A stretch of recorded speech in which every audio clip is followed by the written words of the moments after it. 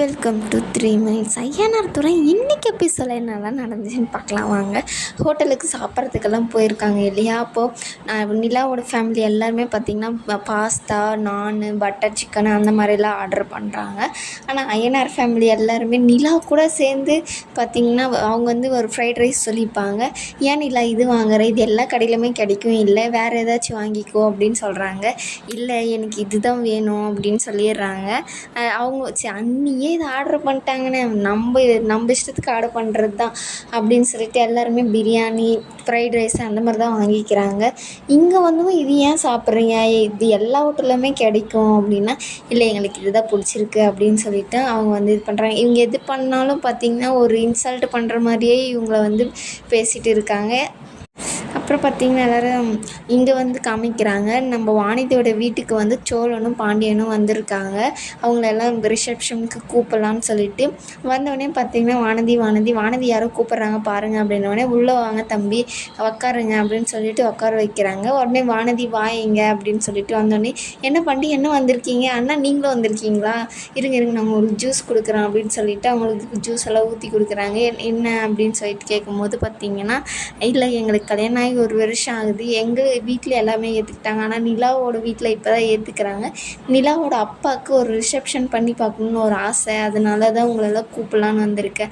அதே என்ன தம்பி, நிலாவோட அப்பா மாமனாருன்னு சொல்லுங்கள். மாமனார் வந்து ஆசைப்படுறாரு, எங்கள் சொந்தக்காருக்கும் கொஞ்சம் பேர் தான், அதில் உங்களையும் கூப்பிட்லான்னு தான் வந்தோம் அப்படின்றாங்க. கண்டிப்பாங்க வானதிக்கு சொல்லுவாங்க, கண்டிப்பாக அண்ணன் நான் வருவேன் அப்படின்றாங்க. நான் வானதிக்கு வந்து லொக்கேஷன் ஷேர் பண்ணுறேன், நீங்கள் வந்துடுங்க. அது வந்து நிறைய கோயிலெல்லாம் இருக்கும் திருவண்ணாமலையில்.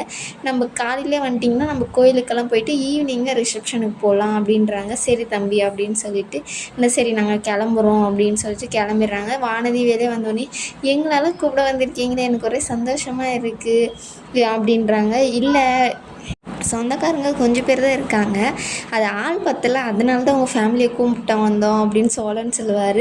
அதுக்கு பாண்டி இருந்துட்டு இல்லை அப்படியெல்லாம் இல்லை, நீ எங்கள் வீட்டில் ஒருத்தி, உன்னை போய் எப்படி கூப்பிடாத ஒரு ஃபங்க்ஷன் நடத்த முடியும், அதனால தான் உங்களையும் கூப்பிடலான்னு வந்தோடனே வானதிக்கு அப்படியே பூவெல்லாம் தூவி ஒரு கனவுல மயத்தில் போயிடுறாங்க. அவள் எழுப்பிடா நின்றுனே தூங்குறா பாடுறா அப்படின்னு சோழன் சொல்லுவாங்க.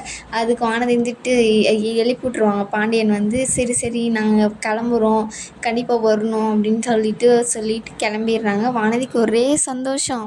அதுக்கப்புறம் பார்த்திங்கன்னா நம்ம சேர அண்ணா இருக்கார் இல்லையா, கார்த்திகாவோட வீட்டுக்கு போகிறாங்க. அவங்களெல்லாம் கூப்பிட்லான்னு சொல்லிட்டு கார்த்திகா வந்து பார்க்குறாங்க. பார்த்தோன்னே பார்த்திங்கன்னா என்னம்மா உக்காருங்க, அம்மா எங்கன்னு கேட்குறாங்க. இதோ அம்மாவை கூப்பிட்றேன் அப்படின்னு சொல்லிட்டு கூப்பிட்றாங்க.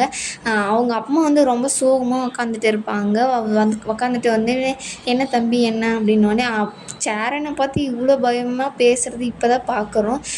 இல்லை எங்கள் வீட்டில் எல்லாருமே சோழன் நிலாவோட கல்யாணத்தை ஏற்றுக்கிட்டோம், இப்போ தான் அவங்க வீட்டில் ஒத்துக்கிறாங்க.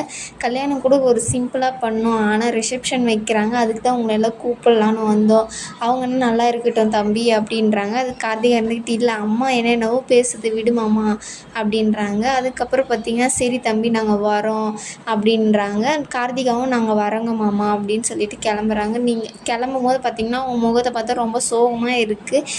ஏன் இப்படி இருக்கீங்க, என்னாச்சு உங்களுக்கு அப்படின்னு கேட்கும்போது ஒன்றும் இல்லை மாமா, அம்மாவுக்கு உடம்பு சரியில்லை அவ்வளோதான் அப்படின்றாங்க. சரிப்பா நீங்கள் எல்லோரும் வந்துடுங்க, நான் கிளம்புறேன் அப்படின்னு சொல்லிட்டு சேரன் வந்து கிளம்புறாரு. கிளம்பும் போது இவங்களுக்கு ஏதோ பிரச்சனை அப்படின்னு சொல்லிட்டு நினச்சிக்கிட்டே போகிறாங்க. அதுக்கப்புறம் பார்த்திங்கன்னா ரிசப்ஷன் போகிறதுக்காக எல்லாம் பேக்கில் எல்லாம் துணியெல்லாம் எடுத்து வச்சுட்டு இருக்காங்க. பல்லவன் நல்லா ஒரே பேக்கில் பாண்டியன்னு என் பேக்கில் நீ துணி வச்சுனா நீ தான் தூக்கிக்கணும் பேக்கை அப்படின்றாங்க. சரிடா அப்படின்னு சொல்லிட்டு வச்சுக்கோ அப்படின்னு சொல்லிட்டு எல்லாருமே கிளம்புறாங்க. இதோட இந்த எபிசோடு முடியுது.